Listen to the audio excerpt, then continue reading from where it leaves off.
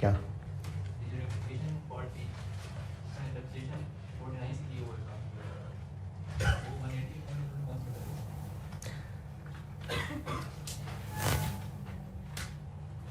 अच्छा हाँ हाँ हाँ, वो एक चीज़ मिस हो गई, सही है। अच्छा, ये रेक्टिफिकेशन ऑफ एरर्स में भी वो एक सवाल करा रहा था, जो शुक्रिया यार आपने पॉइंट नोट कर लिया। ये अभी एक सवाल जो मैं पिछली क्लास में रेक्टिफिकेशन में करा रहा था, एक पॉइंट मिस हो गया था। इक्विपमेंट खरीदा वो तो डेप्रिशिएट कर लिया, ऊपर पॉइंट 3 करते हुए ये मिस हो गई थी चीज़। देखिए पॉइंट 3 में क्या किया, एरर नंबर 3 क्या था? एक्यूमुलेटेड डेप्रिसिएशन जो थी उससे ज़्यादा लिख ली थी कि कम लिख ली थी? असल में थी 461, 641 लिख ली थी। एक्यूमुलेटेड डेप्रिसिएशन ज़्यादा लिख ली थी। रिड्यूसिंग बैलेंस मेथड है डेप्रिसिएशन का। एक्यूमुलेटेड डेप्रिसिएशन को ज़्यादा लिख लेने से एसेट की बुक वैल्यू कम हो गई होगी। जब डेप्रिसिएशन कैलकुलेट की होगी, चूंकि रिड्यूसिंग बैलेंस मेथड है तो बुक वैल्यू पे रेट लगाना होगा, तो डेप्रिसिएशन भी कम आई होगी। उसको भी पूरा करना पड़ेगा, वो डेप्रिसिएशन एक चीज़ मिस हो गई थी। पॉइंट नंबर 3 वाली बात दोबारा सुने। पॉइंट नंबर 3 में एरर था कि एक्यूमुलेटेड डेप्रिसिएशन का बीडी असल में 461,000 था, लेकिन लिखते हुए 641 बना दिया था।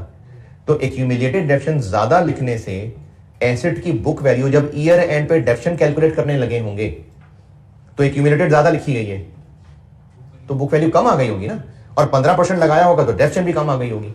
तो डेप्रिसिएशन भी फिर हमें पूरी और करनी पड़ेगी। तो ये वो डेप्रिसिएशन है जो 180,000 पे 15%।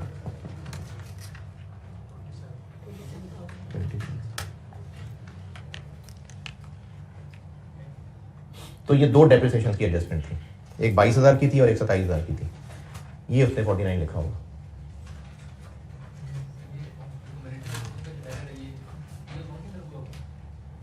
हाँ हाँ, जब एक्यूमुलेटेड का टी अकाउंट बनाया होगा फॉर द ईयर, तो यहाँ बीडी 461 लिखना था, उसने गलती से 641 लिख दिया। अब फॉर द ईयर डिस्पोजल वगैरह कुछ भी था, अगर ईयर एंड पे डेप्रिसिएशन कैलकुलेट करने लगे होंगे, एसेट माइनस एक्यूमुलेटेड करके बुक वैल्यू निकाली होगी।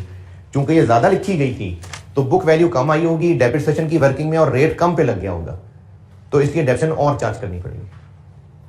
तो 27,000 की डेप्रिसिएशन, एक और करेक्शन आनी है, depreciation debit, accumulated depreciation credit 27,000। ठीक है, अगर वो नोट किया था सॉल्यूशन तो लिखे ना,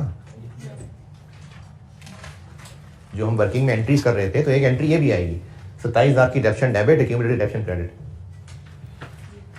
IAS 8 में 3 चीजें हैं, एक छोटी सी चीज है वो अभी 5-7 मिनट में खत्म कर लेते हैं, बाकी फिर अगली क्लास में कराता हूं। IAS 8 में आपको मैंने रेक्टिफिकेशन ऑफ एरर से पढ़ाया था कि IAS 8 का सवाल अब वापस कंपनी स्टाइल पे होगा। इसमें ड्राइंग्स नहीं होंगी, सेल्स डे बुक और ये नहीं होगा इसमें। IAS 8 कंपनी के लिए है, तो कंपनी में इस तरह के मसले नहीं हो रहे थे कि ड्राइंग्स रिकॉर्ड नहीं हुई, और तो इसमें आपको जो एरर्स वगैरह मिलेंगे तो वो स्टैंडर्ड्स वाली चीज़ों के मिलेंगे। यानी अब हम सोल ट्रेडर से हटके कंपनी पे आ गए। IAS 8 में 3 चीज़ें हैं। IAS 8 में है एक अकाउंटिंग पॉलिसीज, एक है चेंजेस इन अकाउंटिंग एस्टिमेट्स,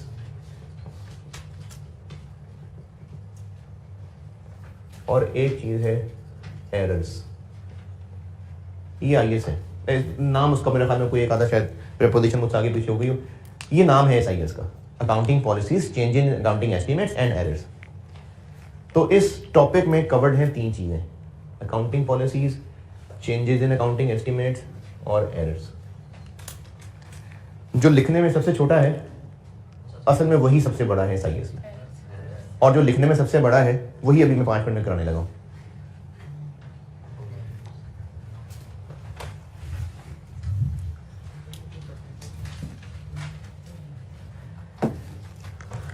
पहले इसमें देखते हैं changes in accounting estimates.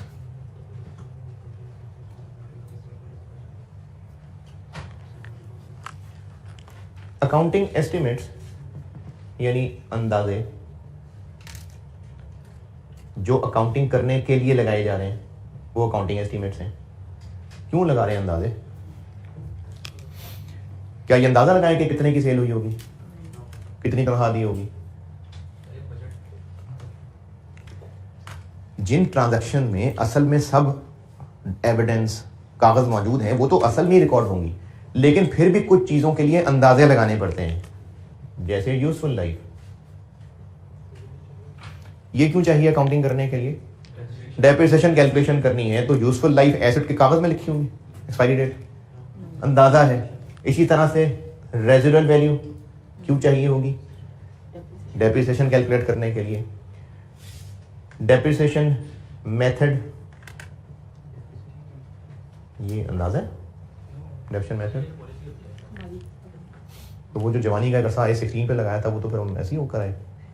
Depreciation method अंदाजा होता है कि पॉलिसी होती है? अंदाजा होता है।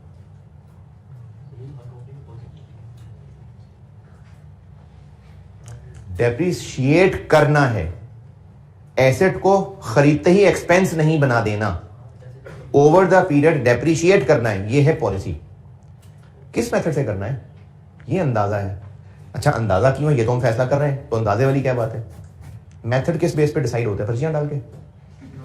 फिर मैनेजमेंट कैसे डिसाइड करती है?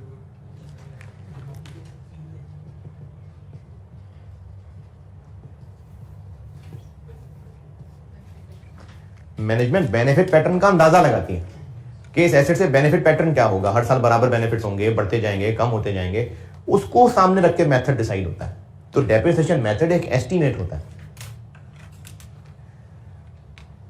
और आज तक जिंदगी में जितनी अकाउंटिंग पढ़ी और कहां कहां अंदाजे लगा रहे होते हैं।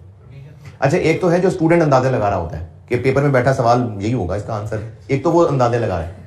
अकाउंटेंट अंदाजे अब तक जितने टॉपिक पढ़े हैं, प्रोविजन फॉर डाउटफुल डेट अंदाजा होता है, बिल्कुल ठीक है। ये प्रोविजन फॉर डाउटफुल डेट अंदाजा ही होता है। रिकवरेबल अमाउंट भी अंदाजा ही होता है। कैसे? Recoverable amount higher of fair value less cost to sell और value in use. Value in use क्या होता है? फ्यूचर कैश फ्लोज की प्रेजेंट वैल्यू। तो फ्यूचर कैश फ्लोज अंदाजे ही होते हैं सारे, तो ये भी अंदाजा है। ये है सब अंदाजे। ये अंदाजे, बल्कि कोई भी अंदाजा जब भी कोई लगाता है, जैसे अभी तो चलो बाहर बारिश हो रही है, लेकिन जब आप यहां एंटर हुए होंगे कॉलेज में अभी कुछ देर पहले, तो अंदाजा था कि बारिश होगी। क्यों था ये अंदाजा? बादल को देख के ना।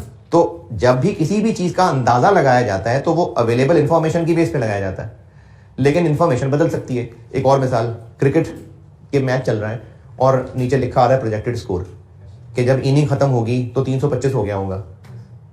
तो कुछ ही देर के बाद वो अंदाजा 325 की बजाय हो सकता है 270 पे रुक जाए। तो अब क्यों पहले गलत कहा था? वो तब के हालात के हिसाब से था। तो जब भी एस्टीमेट लगाया जाता है वो उन वक्त के हालात के हिसाब से लगाया जाता है, बाद में चेंज हो सकता है। तो एस्टीमेट अगर चेंज हो जाए तो कोई बड़ा मसला नहीं है। तो एस्टीमेट चेंज हो सकता है।